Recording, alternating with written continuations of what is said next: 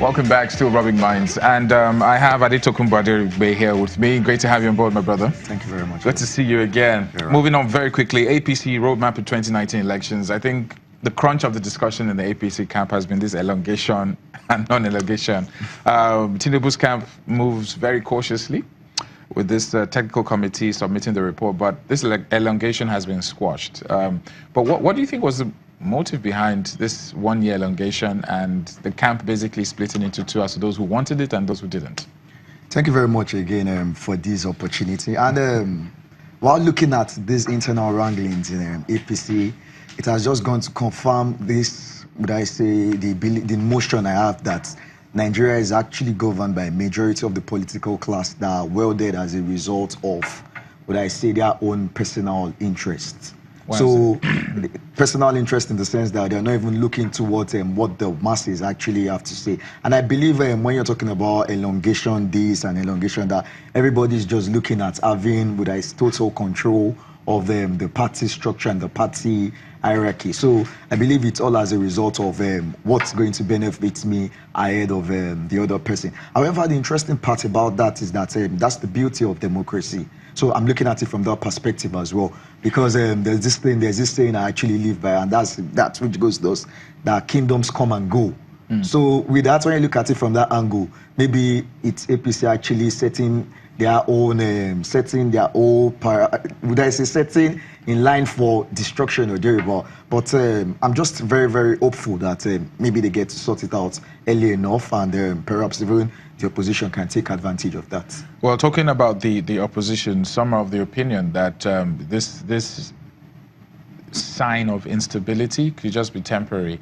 And with the fact that 2019 is around the corner, everybody stands something to lose. So there is cohesion.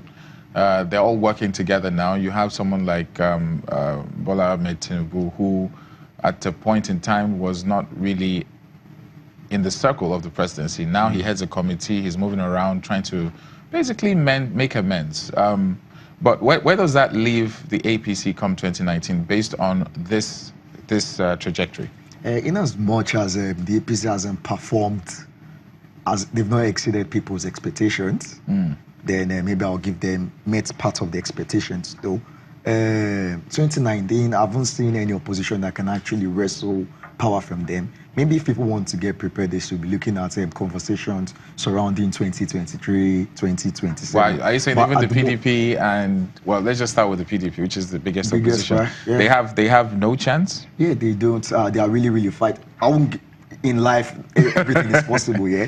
But the way it is right now, they actually stand very, very slim chances for them to actually give a shot at that presidency. Because when you look at the voting patterns across the country, because we're not just looking at just the southern part of the nation only, we're looking at the northern part, then we're even looking at their major candidates they're going to make use of. At the moment, I haven't seen, but we never can tell. By tomorrow, something might just happen. There might be a miracle, but at the moment, right now, I'm doing all that. When APC came into existence, so to speak, especially with the president, and a lot of people were of the opinion that it's just a regurgitation of PDP. Do you think there's any major difference at this point now between APC and PDP?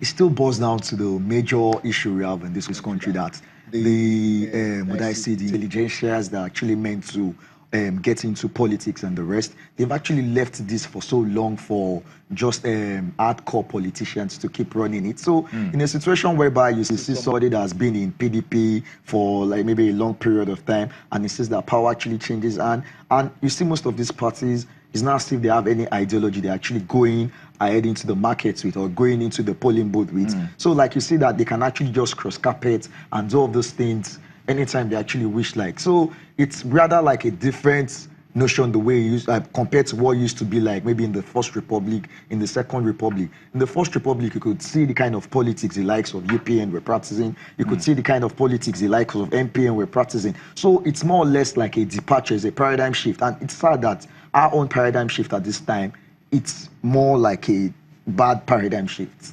Let's move out the world of APC and PDP into the world of the unknowns. There's some parties and people who have started gaining momentum. They've not come out, I mean, some have come out to declare, some are there, but they have no party.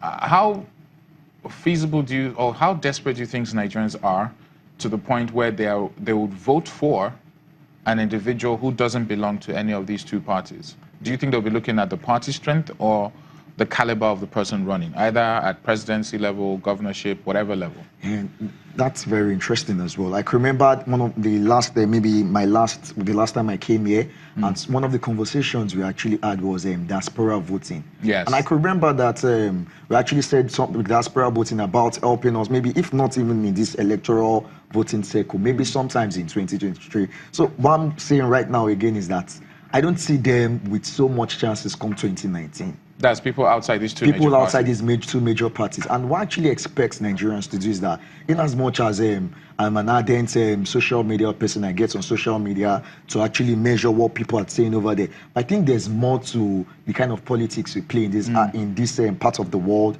than just being on social media. That's why I expect these new parties that are coming on board to get into the trenches. What do I mean by the trenches? Look at the voting patterns in the northern part of the country. Are you looking at having some sort of amalgamation when it comes to the ideas you actually believe with those parts? Because if you tell me that you're actually looking at, you're more about the social media and social media. So how many people exactly do you want? So in that light, I expect whoever is actually coming in right now, you should be looking at that. And 2019, we have just less than 10 months for the election voting cycle to come around. So now tell me, what exactly do you want to do? However, miracles do happen. Well, I'm not ruling out that. Before miracles happen, let's even take a look at the issue of PVCs. Yeah. The report going around now is that there's a lot of apathy, people not really showing up to pick up their PVCs. Yeah. And it brings the question as to where do you think the voting population actually comes from? You mentioned the issue of social media, people ranting on social media, but in my discussion with other colleagues, the same script keeps playing out, which is the fact that the votes that matter don't come from all these educated, learned people. They come from the woman who sells tomato, the man who is in the abattoir. Yeah. In fact, a friend of mine gave an analogy of a family that survives on a pot of stew, 1,000 naira a week for a family. And how do they do this? They buy all the leftover rotten tomatoes, they buy the meat that has been cut aside, and they cook stew. Now, when politicians approach people, families like this, with maybe a bag of rice and 10,000 naira, you can imagine that that's 10 weeks worth of food. How do you think the people who are coming into the elections, the new parties, the new members, how can they address people like this who do not necessarily respond to intellect? They're just hungry and they want to eat. So that's a very, very interesting question.